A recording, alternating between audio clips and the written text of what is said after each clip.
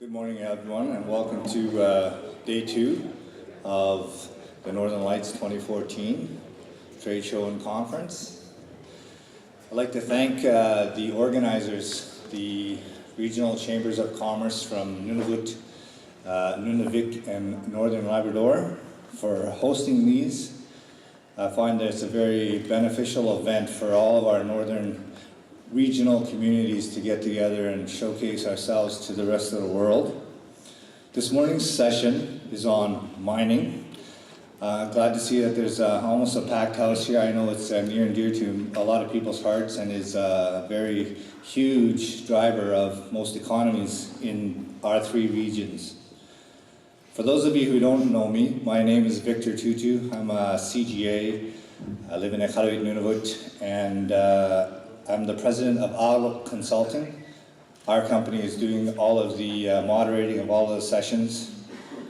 Again, this year, we did it in 2012. We have a good working relationship with Chambers. We've got 3 speakers this morning who are with me here up on the stage. They're going to have about 15 minutes each to go through their presentations, and we'll have some time at the end for questions and answers. At the end, when we do have the questions, there's a microphone right up at the front of the room, and if I could ask you, say who you are, where you're from, and if your question is directed to any one of the panelists in particular. So our first presenter is Tom Paddon. He's the president and CEO of Baffinland Iron Mines Limited. The company is currently developing Canada's newest and most northerly iron ore mine, the Mary River Project, located on Baffin Island in the Qikiqtani region of Nunavut in Canada's high Arctic. Mr. Paddon's previous experience of developing and operating the Voisey's Bay project, also in Canada's north, involves successfully integrating the rights of Indigenous people with unparalleled environmental performance standards and the developers' commercial interests. The Voisey's Bay project set new benchmarks for achieving social license and commercial success in remote mining operations. Construction is now underway at Mary River. Please give a warm welcome to Tom Paddon.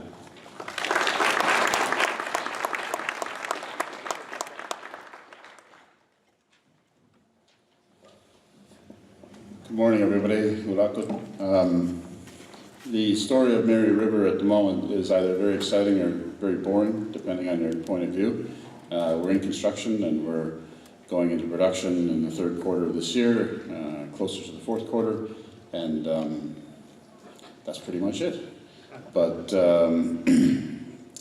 given that it's taken 50 or so years to get to this point, I'll talk a little bit more about it and a little bit on how we got there and what we're doing.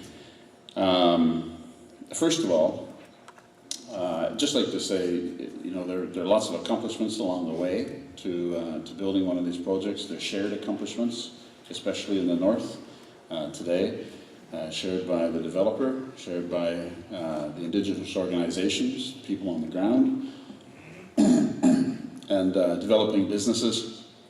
But one of the major considerations that the mining companies tend to look at is, in a very human way, is the how you're doing on safety. And first thing I'd like to say is that last year I was very pleased we went the full year without a lost time incident, and that in some ways is our major achievement in the last 12 months. But talking about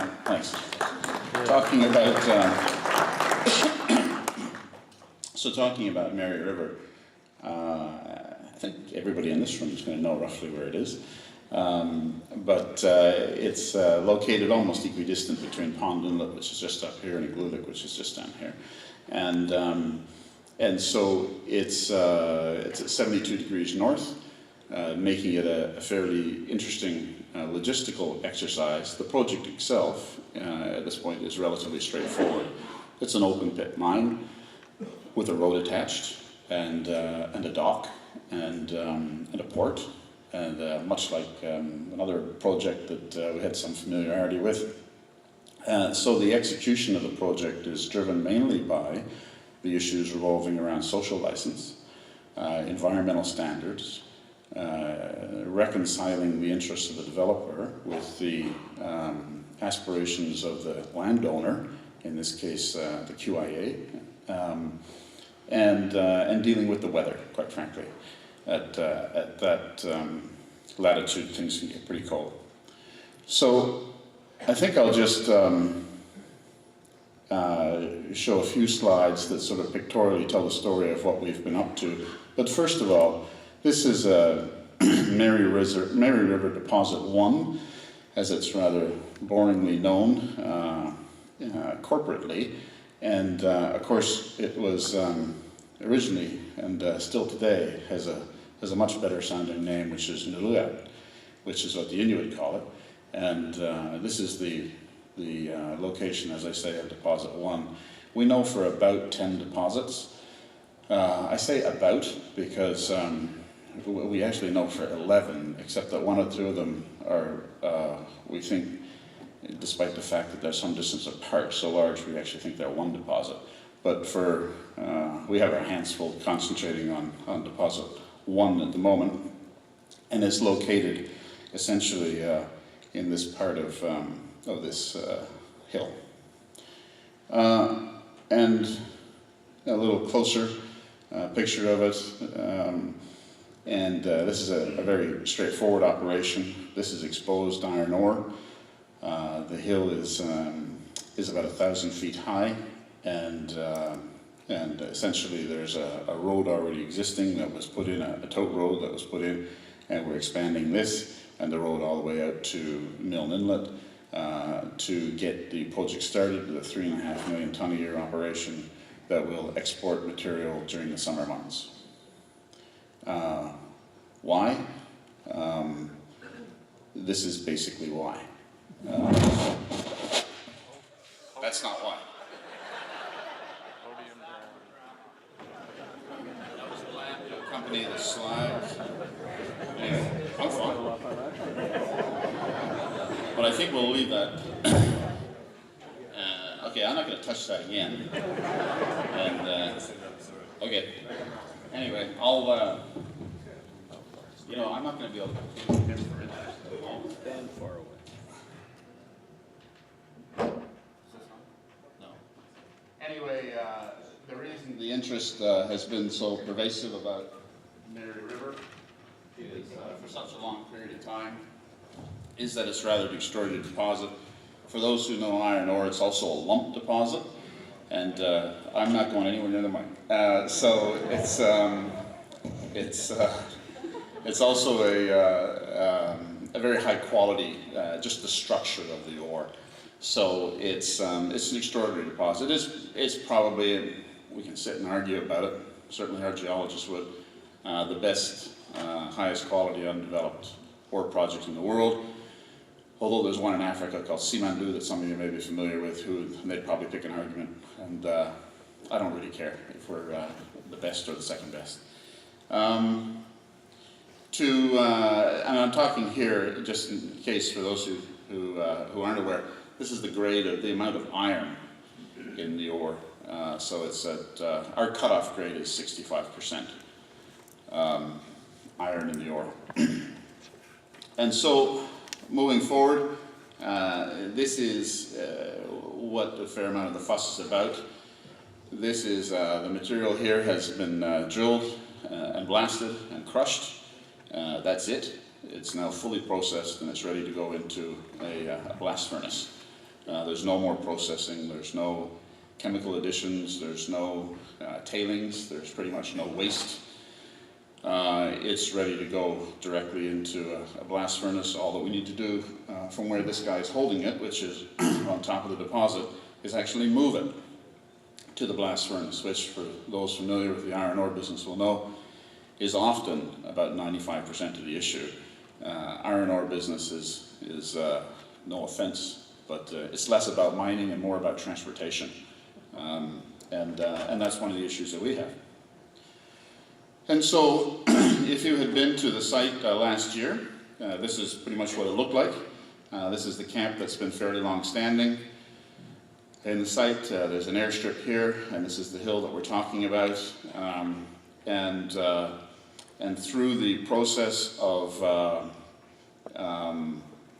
much discussion, some of which occurred in some of these tents with some of the people. I think I just saw Oklahoma walk in, welcome, and I know that she's just come from Pond Inlet, and Oklahoma was at some of these meetings, as was I, through the course of much discussion. And I know that George Kalut is here, and a number of others who are around this table. We eventually reconciled those interests that are so important from the landowner's point of view, the Inuit, and on September the 6th, I believe it was, Oaklick and I signed the Inuit Impacts and Benefits Agreement and the commercial production lease, a fairly key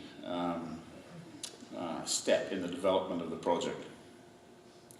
From that, of course, that allowed us to get into the business of mobilizing to site. I think that NEOS is here and NSSI are here, both shipping companies with long-standing relationships into the Arctic, and between them they accomplished the vast bulk of our sea lift, which turned out to be one of the larger sea lifts that's occurred into the Arctic.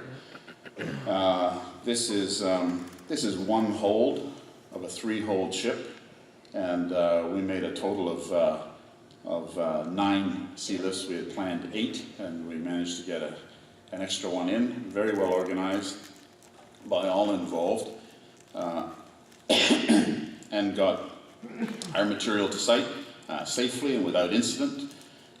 So, of course, at the other end, we do not yet have a dock. We're building that, and so everything has to be lightered ashore. And tugs and barges bringing everything ashore, and eventually getting towards setup, getting into work here, and some road upgrading initially. As you can see, this is grader working on the road, and then getting ready to do some drilling and some blasting to create more material, setting up a crusher, and eventually beginning to build laydown pads, etc. This is for the fuel construction, a critical requirement. Oh, I've got the 5-minute sign. I should speed up. Many things new built. The tanks that we built to store our fuel at Milne Inlet. This is the port end. Basically, everything that you can see was built this year. Down here is a 120-person camp. 34 million liters of storage, laydown areas. Eventually this will be where the dock will be. And so I'm going to flip through some of these very quickly. And this is basically much of the work at one end of the port. Of course, at the other end of things is how you get into site, and that's changed significantly. It used to be a trip to Iqaluit and then sit on a Bombardier flight for a couple more hours to get 1,000 kilometers north of Iqaluit. And from the south, we have some workers who obviously need transport up there, and we're doing that with the good graces of Sarvac and Nolanor, who are providing the services. We do about 2 flights a week from Kitchener into site. This is the other camp that's being constructed. As you can see, the quality of the pictures is going down because it's getting a bit later in the year. This is that original camp that I showed you, and this is the new one that's being built closer to the mine site. As sometimes happens, the weather begins to get a little trickier, but the team's well equipped. See one of the carpenters putting things together. This is basically the middle of the day in December. So there are some challenges to doing things in the north. There's also some pretty spectacular imagery. The guy who took this photo for the Globe and Mail said I could use it, but the Globe and Mail didn't, so I'm going to move past that one. And eventually, where do we get to? This is where we get to. It's a very simple operation. It's drill, blast, and crush. It's haul and load onto a ship for export. And we'll be there in about September of this year. So we'll be going into production in September of this year. First ships to come in, of course, will come in with the open water season of next year, and we'll begin exporting then. And so, that's some of the team who's up in Nunavut. We have people working in all of the northern communities, Arctic Bay, Clyde River, etc. And just to talk briefly about something other than the construction, some of the things we've learned from the past, because our team is drawn from Diavik, we've had people from Raglan, we've got people from Musselwhite, from Acadie, from all over the place, and from Voisey's Bay. One of the things we've learned to do a little more is we created a program, the Work Ready program, which before you come to site, if you're interested in working at site, we want to sit with you and your spouse. So we put about 300 people through this program, partners, husbands, wives, common law partners, to talk to them about the implications of going to work at a remote site. It's not in their best interest to spend time suffering through the first 3 or 4 months and then decide that it's not in their future to work at a remote site. The pressures that come with working at a remote site are considerable. One person leaves, doesn't have to do any dishes, doesn't have to do any laundry, doesn't have to look after the kids, and the other person has to take all that on. We want people to know what they're getting into, because also, of course, it's in our best interest to make sure that we don't have that high turnover. So we put about 300 people through that in the 5 northern communities. In addition to that, we're trying to make it a little simpler to get familiar with how to get contracts. So we've written a guide as to what is an EOI, how do you get on a bidders list, what do you do to pre-qualify, and trying to push that out into the population. So we're trying to learn a little bit from some of the experience that those of us who have worked at other northern operations have gained and injected into the project. In general, it's going well. We've done about $180 million in the last 18 to 24 months with either Inuit firms or Inuit joint ventures. We've got about 33% of the workforce that's working on site is Inuit. It's a good start. We've got more to do. I just wanted to, I heard Peter Woodward, I know that I'm basically out of time, I heard Peter Woodward talk about pricing in the north and the challenges of, well, down to 1 minute now, the challenges of some of the pricing in the north.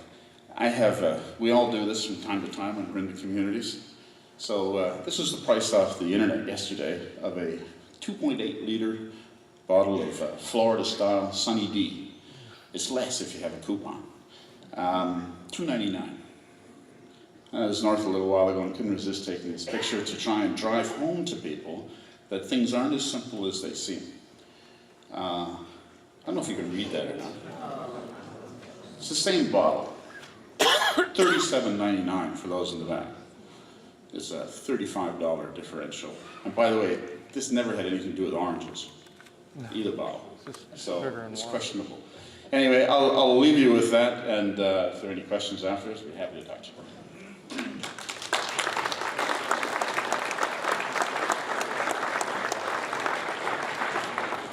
Thank you, Tom. I note there's a lot of people standing in the back. There's a whole bunch of chairs available up here, and if you are sitting in a chair and taking up 2 with your stuff, if I could ask you to move so people can sit down. I don't think we have quite a standing room only crowd just yet, but hopefully our podium drama issues are over. The next presenter is Peter Langlois. He's the general manager of Labrador operations for Vale.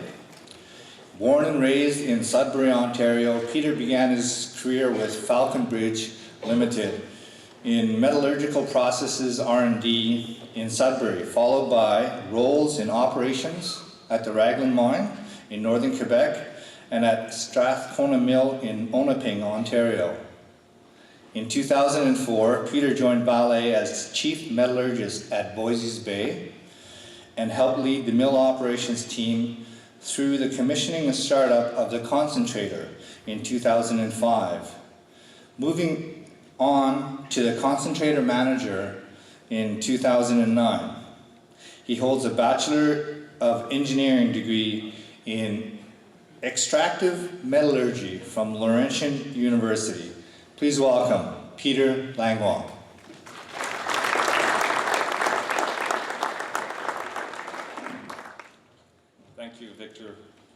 And thanks to the organizers for putting on such a fine event. It's been my first Northern Lights conference, and it's found it very impressive. Large number of people and great presentations. And appreciate the opportunity to speak. I chose this image. This is a shot of one of the ice-breaking vessels going into the mine site. And just gives a sense of the geography, which is one of the principal challenges, of course, that we're dealing with the mine site. The presentation today will really just provide a bit of an update, cover a bit of background on Vale as a whole, not too much. Talk in particular then about sort of focus on where our operations are right now in the province of Newfoundland and Labrador, and really focus then on the exciting prospects for the future at the Voisey's Bay mine site.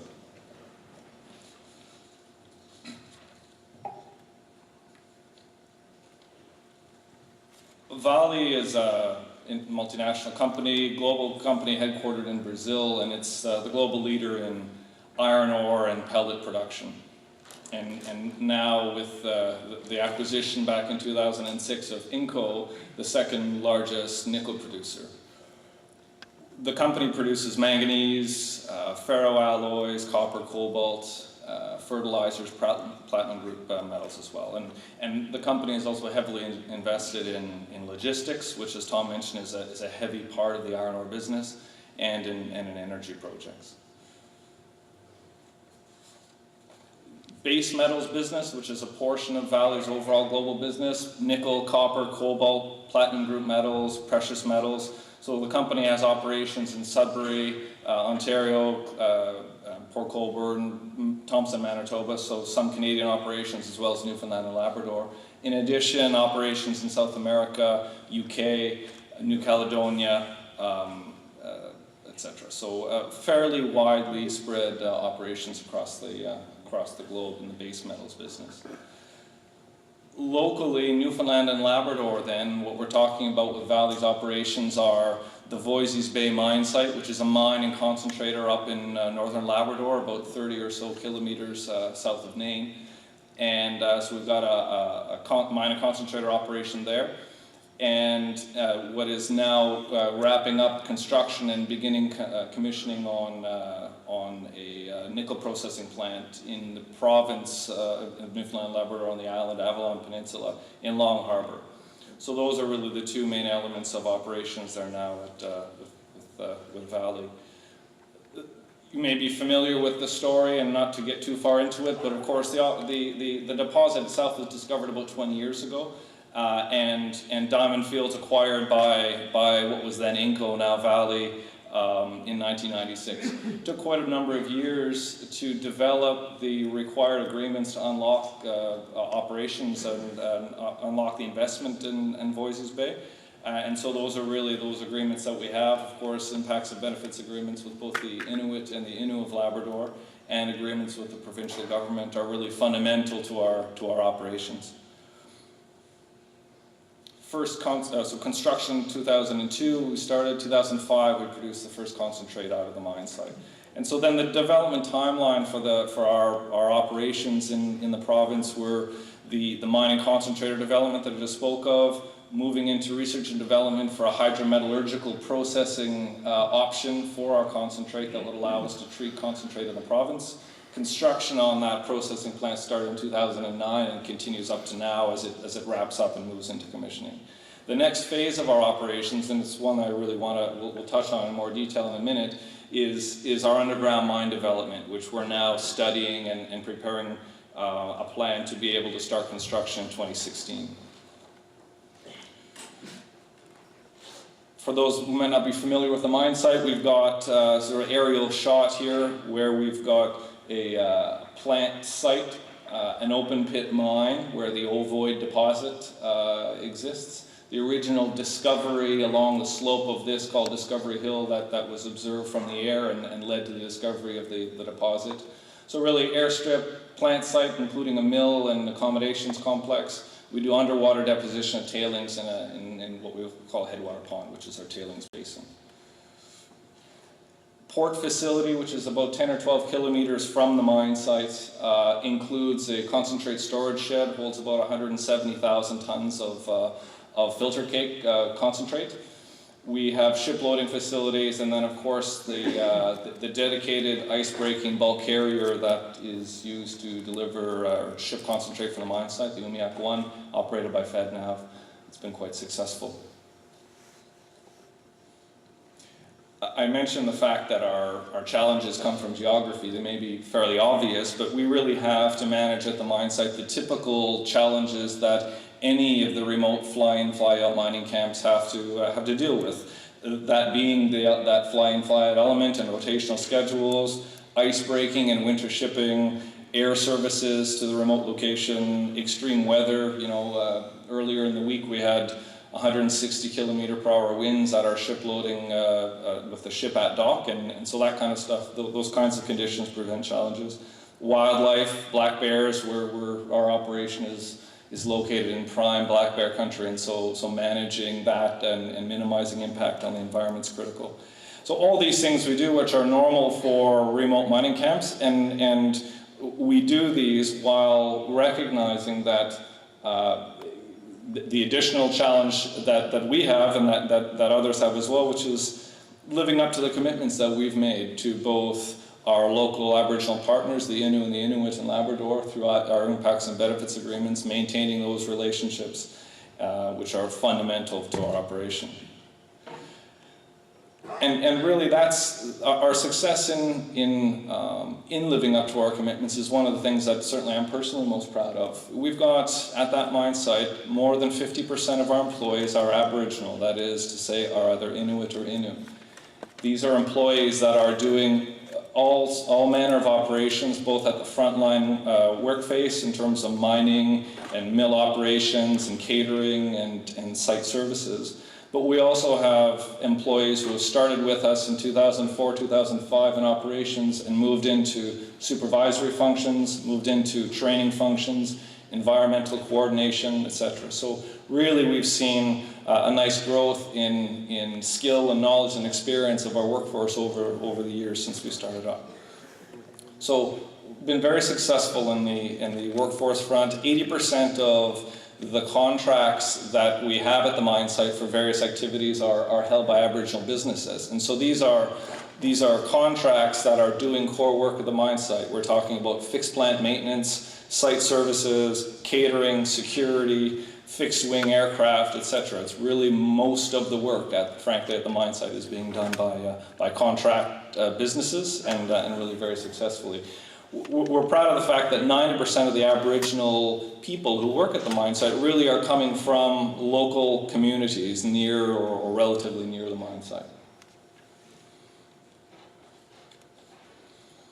Just a quick word on our Long Harbour facility. This is a significant expenditure and investment in the province. So we've got the concentrate from Voisey's Bay ultimately will be treated at the mine site or at the Long Harbour processing facility, a hydrometallurgical process to produce finished metals.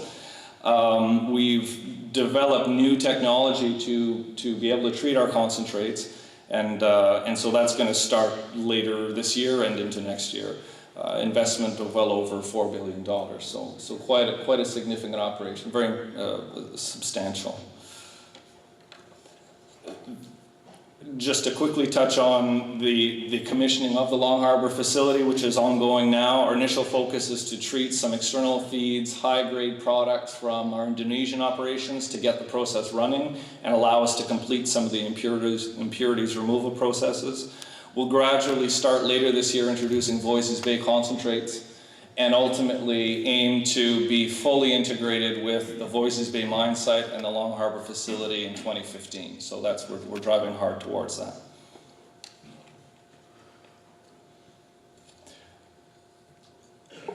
The thing I'm particularly excited about at this point and to be able to share with you today is some of our plans for underground mine development. So we are reaching, or will be reaching, towards the sort of 2020, 2021, the end of the ovoid mine, and have really great prospect here to be able to transition to an underground. The intent is to complete by the end of this year our feasibility FEL 3 level engineering, the detailed engineering, to be able to make a case to Vale's Board of Directors for investment. That'll take place mid-2015, and therefore construction activities to start late 2015, early 2016. And really the bulk of the construction will take place in the 3 years following, 16 to 19. Significant portion of which, of course, is the underground mine development itself, the bulk of the investment and the bulk of the time. So this is really a great prospect for us to increase the life of mine well into the 2030s. And we'll see really two different ore bodies we'll talk about momentarily, but first ore late 19 and then full production from the two zones in 2021. Just aerial view of the mine site where you can see, of course, what I was referring to earlier, airstrip, the plant site, the open pit mine, and so all the deposits at the site are located along this sort of section line. And so the two deposits we're talking about we refer to as Reed Brook and Eastern Deeps, and both are deposits accessible by underground means rather than the surface pit that we have at the Ovoid, so deeper deposits.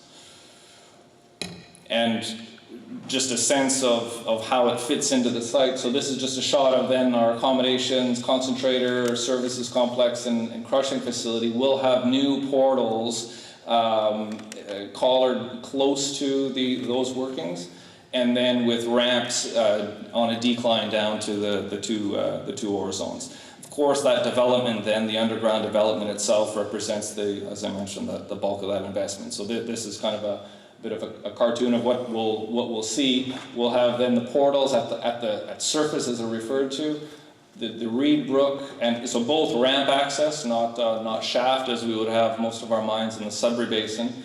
Ramp access down to Reed Brook, which is starting at about 200 meters below surface, and then a much longer access ramp to Eastern Deeps, which will take us down to starting at 500 meters below surface. In addition to the underground workings, we are talking about additional diesel-powered power generation, ventilation systems become significant, expansion of accommodations, office, warehouse, shops, paste backfill plant, etc. So significant surface workings to be increased, but principally underground development. The design of a program that can allow Aboriginal people to access these new jobs that will exist as part of an underground mine then becomes a fundamental part of our ongoing work of the project itself. And so for us, and this is just getting to the end of the presentation, underground mining really for us represents local communities with the opportunity to extend benefits from Voisey's Bay through multi-generational employment. We're going now out into the 2030s and perhaps beyond. New skills for local residents, expanded capacity for Aboriginal businesses, and extended income streams for local governments. And so the next phase of the Voisey's Bay development will see Vale building on the success that we've had up until now, and by working collaboratively with our partners. And so that means we're going to be taking steps to provide relevant educational and training programs and business opportunities for local Aboriginal communities. We'll work with our contractors to provide training for entry-level positions during the construction phase that can then translate into operations jobs as we get into the actual mining of the deposit. On the business support front, we're going to continue to work with our suppliers to be able to ensure that they have the capacity to access the work at the mine site to be able to support the business going forward into underground. And that really one of the key ingredients to the success that we've experienced at Voisey's Bay is establishing partnerships that benefit all the stakeholders. Our track record, I think, and we think speaks for itself in terms of what we've gone and done up to now, and certainly we intend to build on that partnership model as we move forward into an underground world. That's all I have for today. Thank you very much.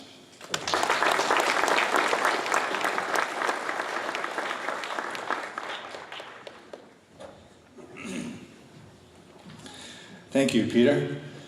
So the ship was docked at 160 km/h winds. As Kutu would say, it's pretty darn windy. Yeah.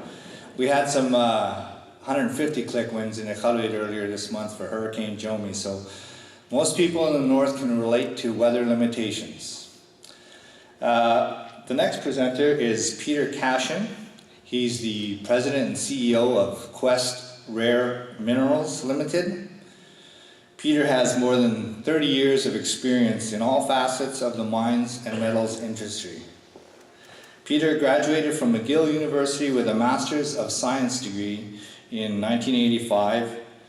He's worked for major and junior mining exploration companies in Quebec, Ontario, the Maritimes, the United States, and overseas. Peter also worked for a period with the Ontario Ministry of Northern Development and Mines in the area of mineral resource promotion and marketing. Please welcome Peter Cashin.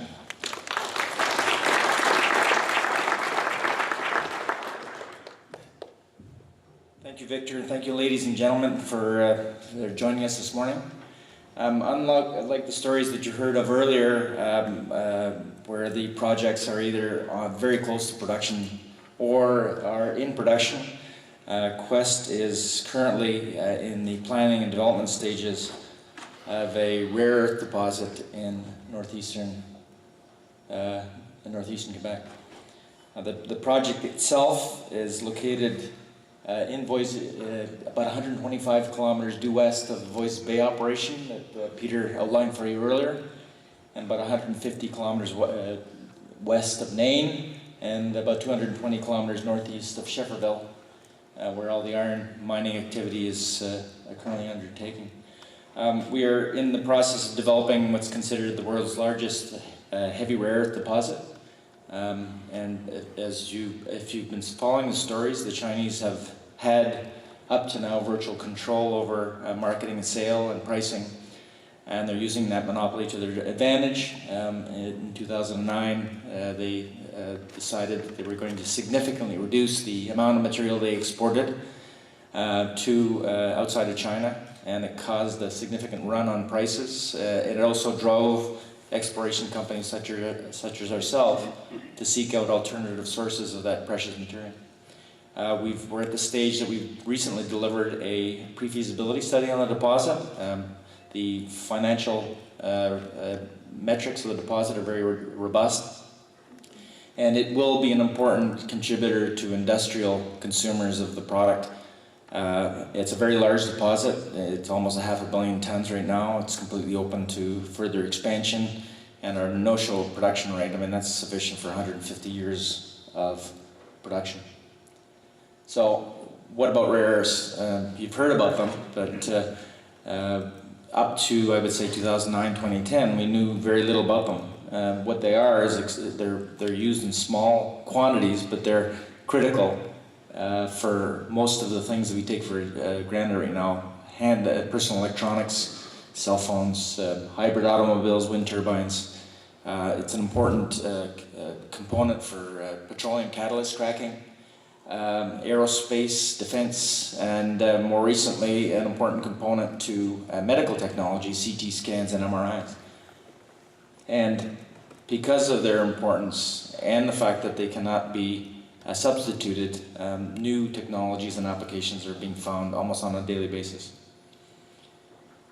I'd like to talk to you more principally from the challenges as a small junior mining company that makes a significant discovery and working in the north. Of my 30 years, I would suggest that 90% of that was working in northern communities, whereby I learnt that it's very critical to be open and transparent as to your activities. And I use as an analogy to people down south. If somebody were to plop a diamond drill in your backyard without your permission, you'd be quite upset. Up in northern Canada, the Aboriginal communities in the area have considered the entire territory as being their backyard.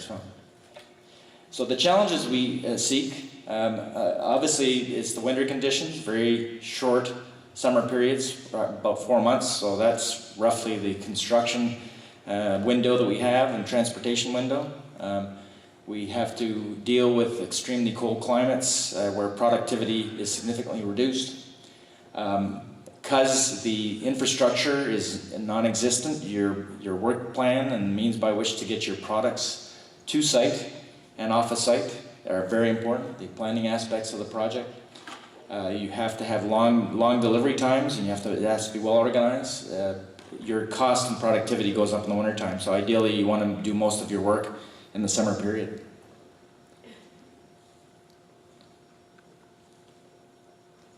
Did I miss one? No. So in our pre-feasibility study, which we delivered in December, the project has numerous components.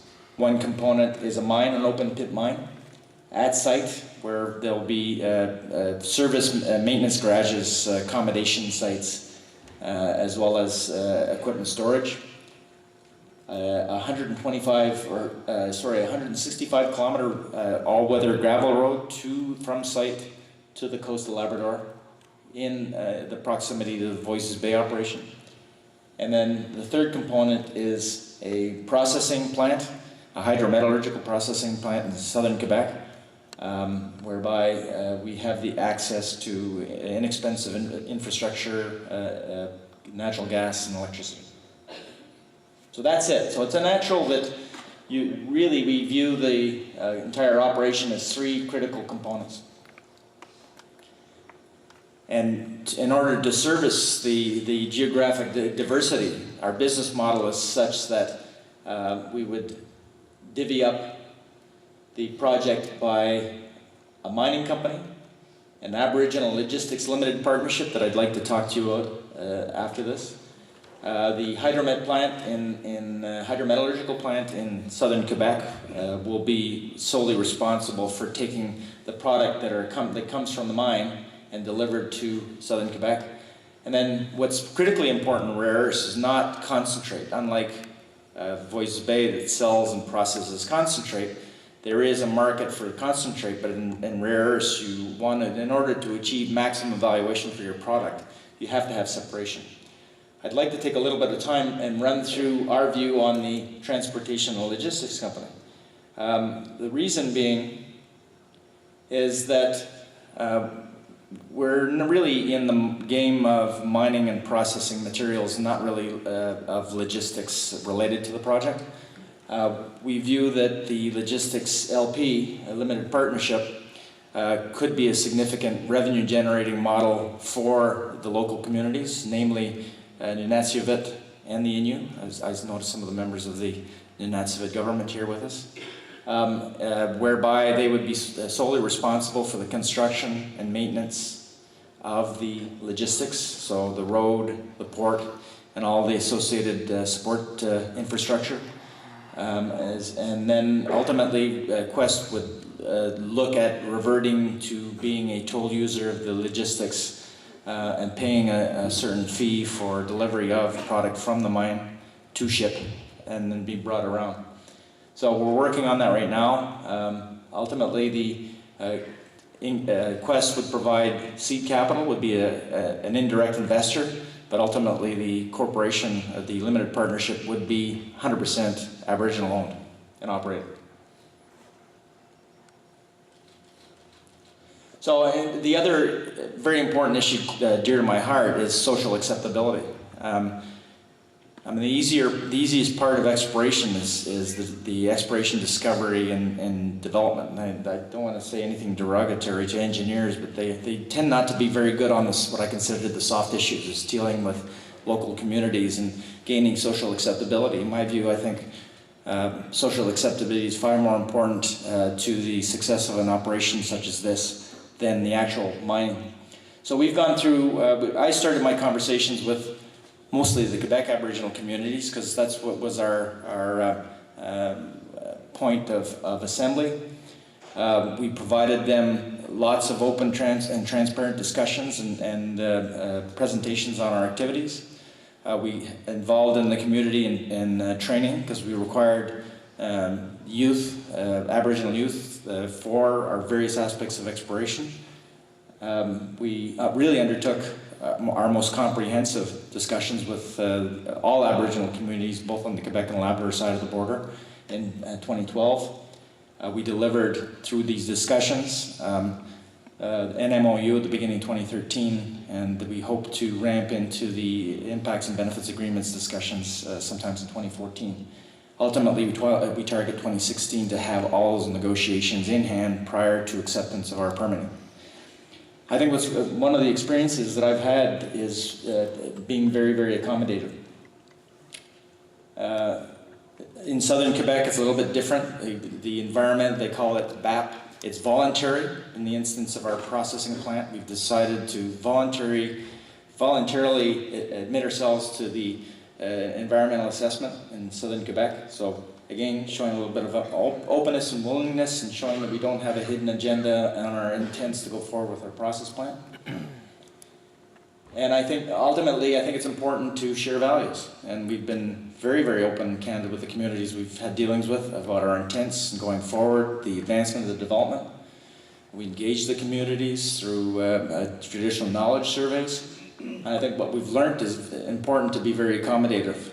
In the instance of the Inuit government, they wanted to undertake their traditional knowledge surveys themselves and their community leaders, and we accommodated that request. And I think it's really a beginning of hopefully a good relationship. And I think it's particularly important to respect the traditional ways of life of the Aboriginals. If there are problems that they've identified in the means by which we've engineered the project, then you make an effort to engineer that issue out. So ultimately, part of what we do is looking at the local community for providing our workforce. I've listed a couple of opportunities for jobs, but there's obviously things related to mine and the mine activity and the transportation infrastructure and the stevedore work at the coast. So there's lots of opportunities. And Quest is engaged to ensure that we provide training and development, both for the employment side of it, but also the social issues. Try to provide support to the community to overcome some of the social issues related to a mine, providing revenues to people that are unattributed to having regular pay. Fortunately, we've got the precedent being established by Inco Valley at Voices Bay and Xstrata in the area of Raglan. So that training has to be ongoing. You have to provide follow-up both on the social side and on the employment side.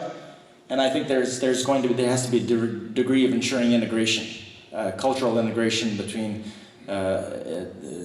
technical staff trained in southern part of the Canada and interfacing them all with the community participants in the mining activity. So what's particularly important, I think, is to walk the walk and talk the talk. Yeah, and one of the issues is I've always been told it's important to, as a geologist, you go in the field, you're in a pristine area, when you leave it, it should be pristine. And there's nothing more insulting than going into an area such as that and find somebody else's garbage. In the instance of Strange Lake, there was quite a bit of contamination and rubbish and refuse at the site we were working. I voluntarily decided to remove it. Old fuel barrels, propane tanks, equipment, rotting, and I just voluntarily removed it because I didn't want that as a legacy on this project. I wanted to start with a clean slate. So, and ultimately we contained those areas, and we used a lot of the local members. I think we used it as a bit of a case study of we don't need government support in order to do this. It should be a voluntary measure. And that's ultimately what the site looked like in certain areas. Old refuse, old shacks, rotting barrels. There was a fuel cache. This is the airstrip that gains access that IOC constructed back in the 1980s. There was about a 500 barrel fuel cache with rotting barrels of partially filled Jet B and aviation gas, and we removed all that and we disposed of all the barrels into a registered site containment site. In terms of our milestones, ultimately we are advancing on the social consultation side of the thing. What's particularly important is strategic supply agreements. Rare earths are not traded transparently in the open market. They're actually traded on a monopoly, and it's almost like industrial minerals. The pricing mechanism and structure is quite secret and competitive. So we're trying to establish those pricing agreements, sales agreements. We've undertaken piloting, we're learning. This is not common off-the-shelf engineering. This is purely research and development.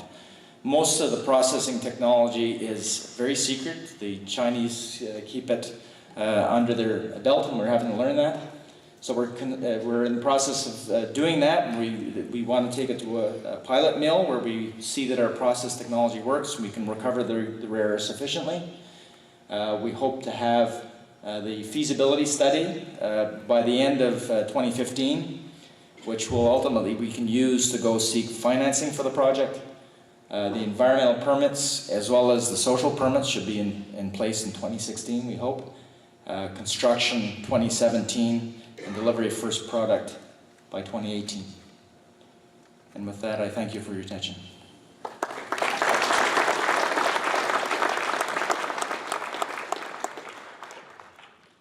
Thank you, Peter. Perfect timing, gentlemen, all of you. Thanks for that.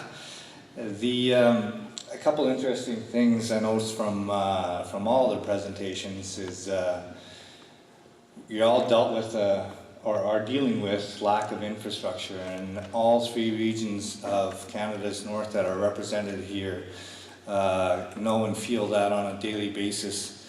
And I'm sure it also presents challenges for the workforce that you bring in as well, working in that kind of environment. As my dad would always say, if you break down out on the land, you can't go to the Canadian Tire store and get your parts to fix it. So you have to work in a different environment, and there's a whole mindset about how to operate your equipment and all of that kind of thing that goes along with living and working in Canada's north.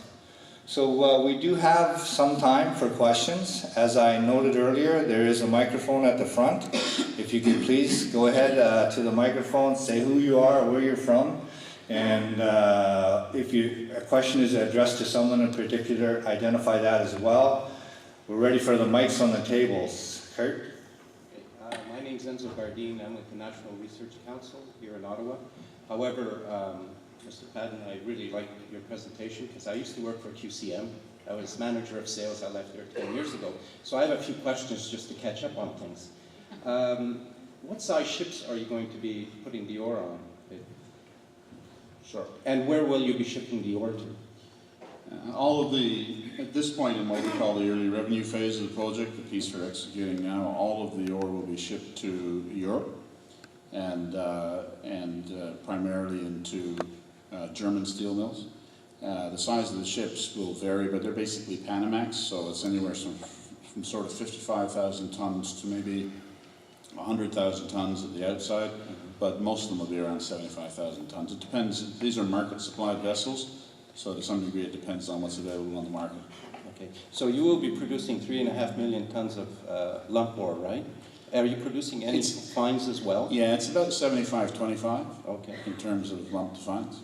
Okay, and just a couple of more questions. With regards to pricing of the ore, because in those days they used to do it once a year, and I remember it was around 55 cents for the pellets per FE unit. What's the price now for ore? Well, it depends, but the price today it's relevant, but it's sort of irrelevant because it becomes what's the long-term price estimate. Okay. That's kind of a proprietary estimate that people use inside of each of the companies. ArcelorMittal owns 50% of this project, Okay. so they have an established in-house long-term price. They've been pretty good historically at guessing what the price is going to be. I suppose the best way to answer the question is that in the final analysis, and this will perhaps help others to understand, when you are developing a project like this, your cost of production is important, but more important is, or at least as important, is the cost of everybody else's production. The world will always need iron ore. It's like that old joke about running away from a polar bear. You don't have to be faster than the polar bear. You got to be faster than the guy who's with you. Well, if your operating costs are lower than everybody else's, then you'll be one of the last people that can stay in the market. In our case, we'll have amongst the lowest operating costs of any iron ore project on the planet because of the grade and the fact that it's open pit. Okay. And what's the life of the mine, the production life? Well, deposit 1 at 3.5 million tons a year, which is not the intent, not the original plan, would last about 130 years. So that's deposit 1 out of 10 deposits. That's not really the long-term plan. Thanks. Okay.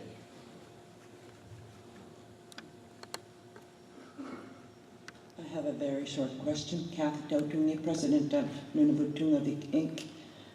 I enjoyed the presentations, first of all, but the thought came to my mind, when a mine closed down, mining industry is often known for boom and bust. Has there been any thought to long-term strategic planning of human resources, especially the Inuit workforce? In Rankin Inlet, when the mine closed down years ago, some of the Inuit trained were moved to Lynn Lake. So I didn't see that in any of the other presentations. I would like to seek out the mining industry and our organization to work and lobby the Government of Canada for infrastructure. Because what I see, the mining industry is carrying the brunt and the cost of infrastructure for which the public government has to be responsible for. Thank you. Yeah, there's a question there that others can. Thank you very much for the advertisement on the federal government's role. But you know, recently there's an evolution underway. Recently, it has been what's going to happen to a mine in terms of the environmental impacts when the mine closes. Very valid question, because Canada has a long history in mining. Doesn't have a great long history in cleaning up mines. Witness in Ontario, there are hundreds of abandoned mines that are orphaned. In the north, what's been done is it's very clever, because the north has the advantage to learn from everybody else's mistakes, because to some degree they're doing this after everybody's already made their mistakes. The fact is, and this is now the case across the country, but there's a twist in the north, is that before you begin building the mine, you have to set aside the money that is agreed between the landowner, in this case the QIA, the sort of quasi-federal body, and the company as to what it's going to cost to clean it up. And that money gets locked up in a bank account, and basically nobody can touch it until it's needed. And every mine should be operated that way, and that's the case with ours. Your question, your comment is now beyond that. What about people? And that's really the next evolution, because mining is by its nature an unsustainable activity in the very long term. Somebody just asked me what the life of the mine is. Well, 130 years, so okay. But it's often not the case. And so what we need to get better at is how to make a sustainable economy out of eventually an unsustainable activity. And this is the focus now, I think. This is where it's shifting. What is it that the mining industry can contribute towards developing the economy, developing the educational requirements of people who are engaged, business, etc., that can then be transferred into a more diversified economy. And so I think that's the ongoing question, and the one that we need to continue to work on. Okay. Just I'd add the comment that fundamental then to the ongoing operations and development is this notion of capacity building, whereby we have businesses that are able to do services, let's say in the case of the Voisey's Bay mine site, not just for Voisey's Bay, but for anyone who might be there to avail those services. So capacity of businesses to go beyond the immediate mine site to compete for business. And furthermore, capacity building on an individual basis, individuals with skills, knowledge, and ability and education who can also parlay those into work outside of the immediate mine site. I would suggest that mimic exactly the comments that were made earlier. Ultimately, the mining company is providing skills development for Aboriginal community members where they would not have had any opportunity without the mine, number one. And I would suggest, because of the obligations under EIA, the environmental impact statements and assessment, is that there's an obligation now as part of the cleanup for long-term monitoring, environmental monitoring of the sites, the various sites, once the mine is abandoned. So those are obligations that we then now imposed on mining companies that I would view as being an area of requiring some training and development and community members.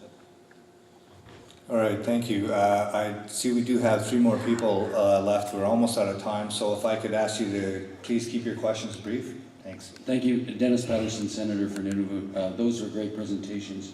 I have 2 questions, and I'll try and make them real brief. Mr. Cashin talked about openness and transparency. I think Baffinland and Vale have benefit agreements signed. Quest is we're going to work on one. The federal government has announced kind of an openness and transparency initiative, which I understand would lead to the disclosure of these kinds of agreements publicly. They've been confidential up till now. I'm just wondering if any of the presenters would have a view on whether this is welcome and will be. What do you think of this idea? Are you scared of it, or is it a positive thing? I would use as an analogy on the exploration side, Canada's significant advantage over other mining jurisdictions is the obligation by exploration companies to file their reports publicly. It provides new incoming groups the opportunity to more rapidly assess the potential of a given area. And I would suggest that transparency in the IBA process would also allow for rapidity in terms of how quickly we can advance those negotiations and strike deals ultimately with the communities. I think it would be a good thing. We'll also try to stick to one response as well, just in the interest of time, since we're already over time. Okay, and a quick second question. There's a lot of talk about training, and maybe I'll ask Mr. Cashin, because Vale has an impressive 52% Aboriginal workforce. And so does Baffinland so far. Question is this, and I guess I'm speaking as a government person.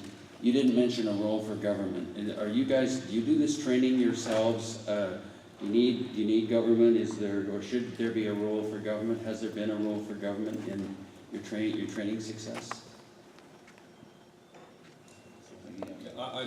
My answer to be absolutely. Certainly the development of Voisey's Bay project and for construction and operations did rely certainly substantially on government support for building those training programs and supporting them, allowing us to develop entry-level skill building translating into operational jobs. And as we move towards an underground phase, the same support will certainly be welcome. Hello, I'm Diane Kinnan with Kinnan Consulting here in Ottawa. I appreciated your comments around responsible business practices and engagement with Aboriginal communities. I wonder how you see the whole idea of corporate social responsibility and Aboriginal relations changing. What era are we moving into there? Well, that's a really good question with a really long answer. I was talking the other day when we were talking about the Arctic Economic Council.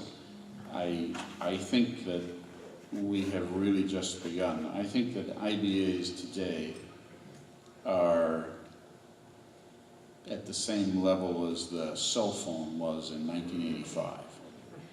And that there is enormous capacity to build on the basic concept, in that case communication, in this case reconciliation and alignment of interests. And I think there's huge opportunity to benefit business, because business isn't in it just for fun. Aboriginal interests or northern interests, because they're not always the same in the rest of the world. There are plenty of people who live in the north who weren't Aboriginal.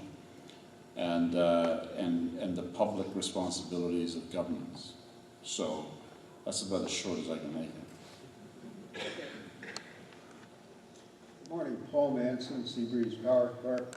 Over the last 5 or 6 years, there's been a tremendous surge in investment in research into the use of renewables in northern climates. Just wondering if any of the companies are giving serious consideration to the introduction of renewables as a power source and recognizing that there often may be a mismatch between the life of the mine and the time that it takes to pay off the cost of the new energy source, but just wondering what plans are being made. Sure, I can comment. I mean, obviously Voisey's Bay is run on diesel-fired generators, so, and obviously the substantial portion of the cost to operate the site is represented by that, but also a significant amount of emissions associated with that.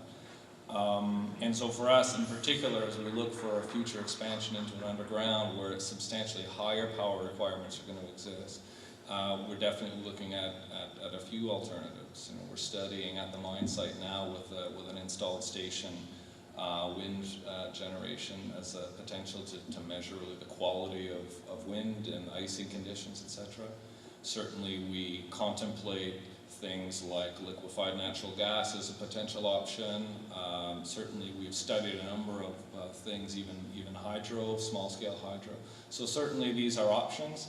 For us, from a study standpoint, as we do perform engineering, obviously we have as a base comfortable case the expansion of the as-is, but absolutely they're pretty fundamental to sort of making step changes in both environmental impact and economics to future projects to look at those alternatives. Thank you. See, I'm the last speaker, so I'll make it brief. Wilson Belvin, M&L Director for Labrador, and my question will be around the processing plant in Quebec, and I just would like to go further to rationale. With Muskrat Falls coming on stream seems to be a good timing, good marriage. There is a fine, I guess there's further delineation and market pricing that has to take place. So there's a substantial fine around St. Louis, Labrador. So if that processing plant was on the coast of Labrador, close to that area, and there's lots of harbors that would be adequate, and maybe natural gas could be transported to that area. Muskrat Falls Power would further the agenda and the vision of having economic, sustainable activity in Labrador and containing it close to the source of Strange Lake. So I'd just like to comment on further why would that be transported so far and not set up a plant in Labrador? Well, it is the resource itself is on the Quebec side, and there's an obligation that the province of Quebec sees the largest share of the value, the value contribution of the deposit, the proposition. The instance of Voisey's Bay, it is a Labrador. It makes a lot of sense that, you know, the Vale Inco would be obliged to provide Newfoundland the maximum benefits.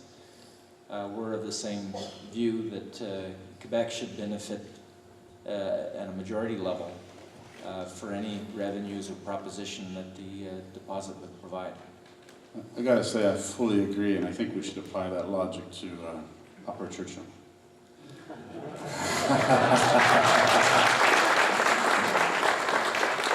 Well, thanks everybody and the presenters. I'd also like to give a special thanks to our conference host, the Canadian Northern Economic Development Agency and Aboriginal Affairs Northern Development Canada.